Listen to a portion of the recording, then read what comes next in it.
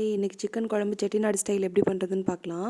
ஒரு கடாய் எடுத்துக்கோங்க. அதில் ட்ரை ரோஸ்ட் பண்ணணும். நான் ஸ்க்ரீனில் ஐட்டம்ஸ் எல்லாமே கொடுத்துருக்கேன். அந்த மெஷர்மெண்ட் படி ட்ரை ரோஸ்ட் பண்ணிக்கோங்க. சோம்பு, சீரகம், மிளகு, ஏலக்காய், பட்டை, கிராம்பு, கல்பாசி எல்லாமே வச்சுருக்கேன்.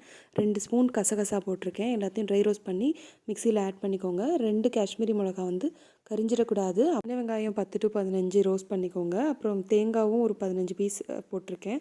கருவேப்பிலையும் போட்டு ரோஸ்ட் பண்ணிவிட்டு நான் இஞ்சி பூண்டு பேஸ்ட் போட்டிருக்கேன். நீங்கள் இஞ்சி பூடாக இருந்தாலும் போட்டுக்கலாம்.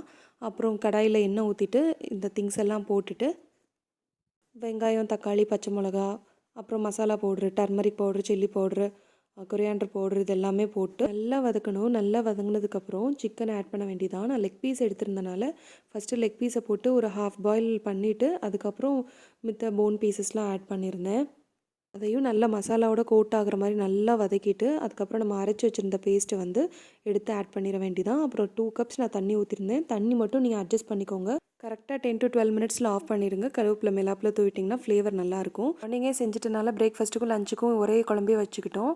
நீங்களும் இதே மாதிரி ட்ரை பண்ணி பார்த்துட்டு கமெண்ட்ஸில் சொல்லுங்கள்.